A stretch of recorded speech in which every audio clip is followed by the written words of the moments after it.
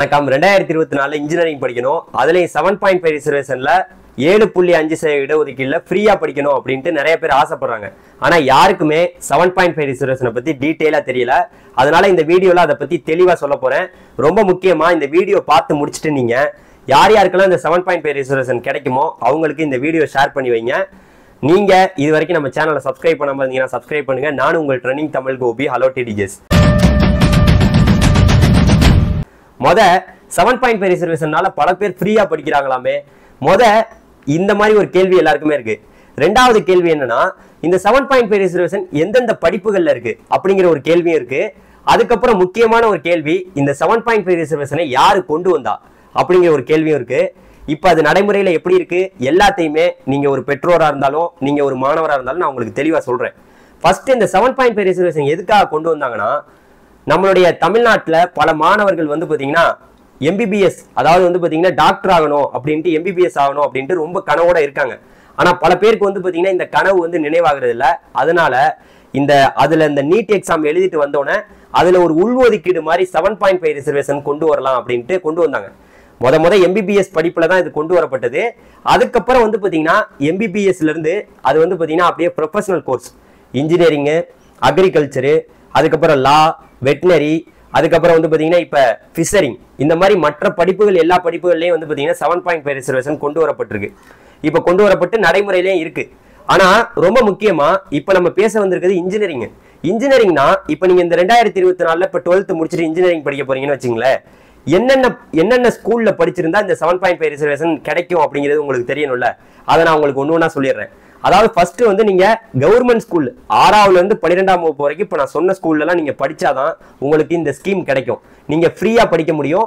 ₹1 கூட பணம் கட்டாம உங்களால ஃப்ரீயா படிக்க முடியும். அதுக்கு வந்து நான் இப்ப சொல்றேன் பாருங்க. ஃபர்ஸ்ட் நீங்க கவர்மெண்ட் ஸ்கூல்ல படிச்சிருக்கணும், ரெண்டாவது கார்பரேஷன் ஸ்கூல்ல படிச்சிருக்கணும், மூணாவது வந்து பாத்தீங்கன்னா முனிசிபல் ஸ்கூல்ல படிச்சிருக்கணும், நாலாவது ஆதி திராவிடர் ஸ்கூல்ல படிச்சிருக்கணும், அஞ்சாவது கல்லர் ரிகமலேஷன் ஸ்கூல்ல வந்து பாத்தீங்கன்னா படிச்சிருக்கணும், ஆறாவது வந்து பாத்தீங்கன்னா ஃபாரஸ்ட் டிபார்ட்மெண்ட் ஸ்கூல்ல படிச்சிருக்கணும். அப்படி இல்லைன்னா ஸ்கூல் மேனேஜர் பை கவர்மெண்ட் டிபார்ட்மெண்ட்ஸ்ல வந்து பாத்தீங்கன்னா நீங்க படிச்சிருக்கணும், மேனேஜர் பை டிபார்ட்மெண்ட்ஸ்ல படிச்சிருக்கணும். இப்ப நான் சொன்ன இந்த 7 வகையான பள்ளிகள்ல நீங்க படிச்சிருந்தா மட்டும்தான் இன்ஜினியரிங் வந்து நீங்க 7.5 ரிசர்வேஷனுக்கு நீங்க அக்செப்டபிள். இல்லாட்டி உங்களுக்கு நீங்க குவாலிஃபை கிடையாது. நீங்க நான் 1 வருஷம் தான் கவர்மெண்ட் ஸ்கூல்ல படிச்சேன், 2 வருஷம் தான் படிச்சேன் அப்படின்னு சொன்னீங்கன்னா உங்களுக்கு இது கிடைக்காது. சரியா? இப்ப இதை யாரு கொண்டு வந்தா, 7.5 ரிசர்வேஷனை யாரு கொண்டு வந்தா அப்படிங்கிறது நிறைய பேருக்கு தெரிஞ்சிருக்கும். நம்மளுடைய முன்னாள் முதலமைச்சராக இருந்த எடப்பாடி பழனிசாமி அவர்கள் தான் இதை கொண்டு வந்திருந்தாரு. எதுக்குன்னா, மாணவர்கள் வந்து இந்த மாதிரி மருத்துவ படிப்புல பாஸ் பண்ண முடியலையே, சரி இதை கொண்டு வந்தாவது வந்து பாத்தீங்கன்னா உள்ஒதுக்கீடு அப்படிங்கிற ஒரு முறையில எல்லாருக்கும் இலவச படிப்பு கிடைக்கும் அப்படின்னு சொன்னாங்க. அதே போல இலவசமா நிறைய பேர் படிக்கிறாங்க. இது இன்ஜினியரிங்லயே வந்துருச்சு. இப்ப இன்ஜினியரிங்லயே வந்துருச்சு, அக்ரிலயே வந்துருச்சு, அதுக்கப்புறம் வெட்டினரிலயே வந்துருச்சு, அதுக்கப்புறம் லாலே வந்துருச்சு. இந்த மாதிரி மற்ற படிப்புகள், வெட்டினரி எல்லா படிப்புகள்லயும் இருக்கு. ஆனா இன்ஜினியரிங் நீங்க படிக்க போனீங்கன்னா, இன்ஜினியரிங் படிப்புல வந்து பாத்தீங்கன்னா ரொம்ப முக்கியமா நீங்க கவனிக்க வேண்டியது, உங்களுக்கு வந்து பாத்தீங்கன்னா எத்தனை சீட் இருக்கு, எவ்வளவு சீட் வந்து பாத்தீங்கன்னா இன்ஜினியரிங்ல இந்த 7.5 ரிசர்வேஷன் இருக்குன்னு உங்களுக்கு தெரியணும். அதாவது இப்ப மொத்தமா இவ்வளவு சீட் இருக்குன்னு வச்சுங்களேன். இப்ப ஒரு காலேஜ்ல 1000 சீட் இருக்குன்னா, இந்த 1000 சீட்டுல வந்து பாத்தீங்கன்னா 7.5% வந்து பாத்தீங்கன்னா இந்த 6ஆவதுல இருந்து 12ஆவது வரைக்கும் படிச்ச மாணவர்களுக்கு கிடைக்கும். நீங்க எந்த பணமும் செலுத்த தேவையில்ல, ₹1 கூட பணம் செலுத்த தேவையில்ல. குறிப்பா நீங்க கவுன்சிலிங் வழியா போனா மட்டும்தான் இந்த 7.5 ரிசர்வேஷன் கிடைக்கும். சும்மா வந்து நீங்க பிரைவேட் காலேஜ்னா பிரைவேட் காலேஜ் போனாலும் கிடைக்கும். ஆனா கவுன்சிலிங் வழியா தான் போகணும். மேனேஜ்மெண்ட் கோட்டாளுக்கெல்லாம் நீங்க நேரடியா கல்லூரியை நோக்கி நேரா போய் கேட்டீங்கன்னா 7.5 ரிசர்வேஷன் கொடுக்க மாட்டாங்க. நீங்க கவர்மெண்ட் கவுன்சிலிங் நடத்துற வழியா போகணும். அது வழியா போனா மட்டும்தான் கிடைக்கும். பிரைவேட் யூனிவர்சிட்டியில போயிட்டு எனக்கு 7.5 கிடைக்குமான்னு கேட்டீங்கன்னா கிடைக்காது. கவர்மெண்ட் கோட்டா இன்ஜினியரிங் கவுன்சிலிங் வழியா போகணும், அப்பதான் கிடைக்கும்.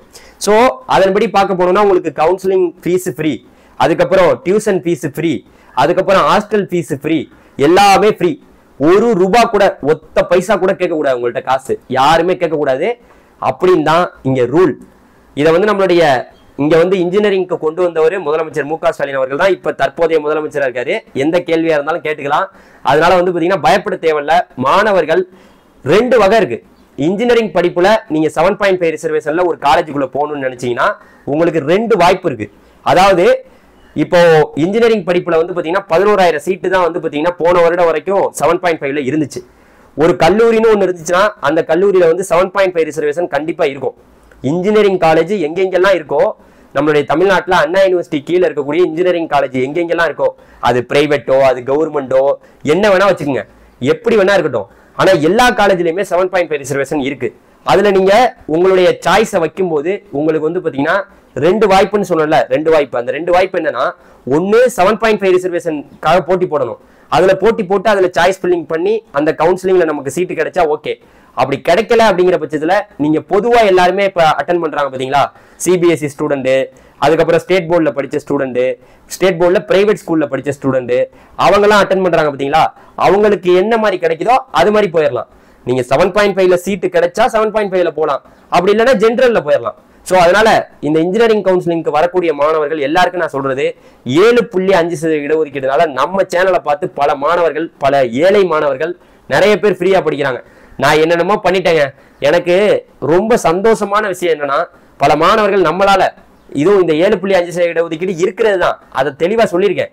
எனக்கு தெரிஞ்சு மற்ற படிப்புகள் ஒன்றும் அப்படி வேற படிப்புகள் எல்லாம் வந்து பாத்தீங்கன்னா இதை பத்தி பெருசா பேசுறதே இல்லை. நம்ம தான் போன வாட்டி ப்ரொமோட் பண்ணி இதை பத்தி பெருசா பேசணும். இந்த வாட்டி நான் சொல்றேன், இந்த 7.5 ரிசர்வேஷன்ல 6ஆவதுல இருந்து 12ஆவது வரைக்கும் கவர்மெண்ட் ஸ்கூல்ல படிச்சுட்டு வர மாணவர்களுக்கு எல்லாமே இலவசம். நான் உங்களுக்கு வாங்கி தரேன். 4 வருஷம் நீங்க ஃப்ரீயா படிக்க போறீங்க இன்ஜினியரிங், அந்த மட்டும் நினைச்சுங்க. அப்படிங்கிறது எல்லாருக்கும் தெரியப்படுத்துங்க.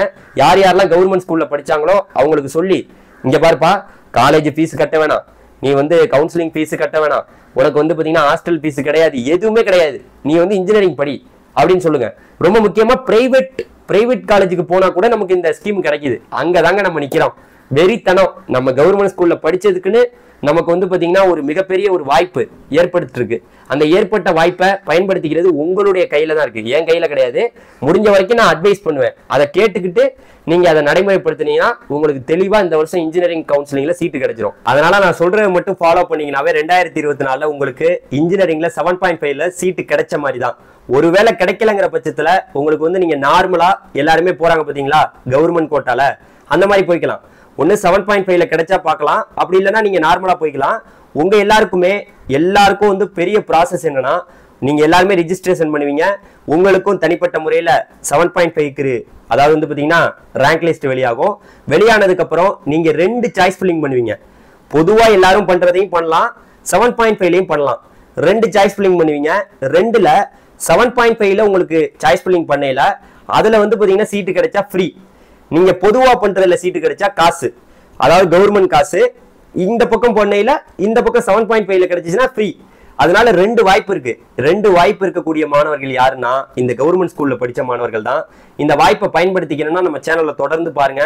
சாய்ஸ் ஃபில்லிங்ல உங்களுக்கு கண்டிப்பா போன வருடம் வந்து 11,000 சீட் இருந்துச்சுன்னு சொன்னாங்க 7.5க்கு. இந்த வாட்டி அது 15,000 சீட்டா உயர்ந்திருக்கு. ஏன்னா பல கல்லூரிகள்ல சீட்டை இன்க்ரீஸ் பண்ணிருக்கனால 7.5க்கு பல கல்லூரிகள்ல வந்து பாத்தீங்கன்னா சீட் இன்க்ரீஸ் ஆயிருக்கு. ஸோ அதனால இந்த விஷயத்தை பல மாணவர்களுக்கு தெரியப்படுத்துங்க. எப்பா, நீ கவுன்சிலிங் ஃபீஸும் கட்ட வேண்டியது இல்லை, உனக்கு வந்து காலேஜ் ஃபீஸும் கிடையாது, ஹாஸ்டல் ஃபீஸும் கிடையாது, எல்லாமே ஃப்ரீ. அப்ப இப்படியெல்லாம் ஃப்ரீயா இருக்குன்னா அதை நம்ம யூஸ் பண்ணிக்கணும். யூஸ் பண்ணிக்கிறதுக்காக உங்களுக்காக நான் வந்து தெளிவா உங்களுக்கு எல்லாத்தையும் சொல்றேன். இன்னும் நம்ம இதை பத்தி தெளிவா வந்து பாத்தீங்கன்னா சாய்ஸ் ஃபில்லிங்கை பத்தி எல்லாம் நம்ம பேசுவோம். அப்ப இன்னும் உங்களுக்கு நிறைய விஷயங்கள் புரிய வரும்னு நினைக்கிறேன்.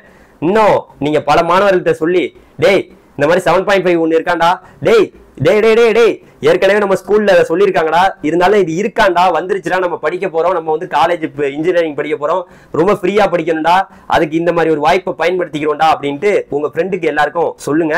Thank you very much. அடுத்த வீடியோக்களை சந்திக்கலாம். பாய் பாய் டிடிஜிஸ். வேற இந்த 7.5 ரிசர்வேஷனை பத்தி வேற ஏதாவது உங்களுக்கு டவுட் இருந்தா கமெண்ட்ல கேளுங்க. ஒரு வாட்ஸ்அப் குரூப் இருக்கு, அந்த வாட்ஸ்அப் குரூப்ல வந்து நம்ம கிட்ட பேசலாம். நீங்க எதா இருந்தாலும் கேட்கலாம். வாட்ஸ்அப் குரூப்ல ஜாயின் பண்ணிக்கோங்க.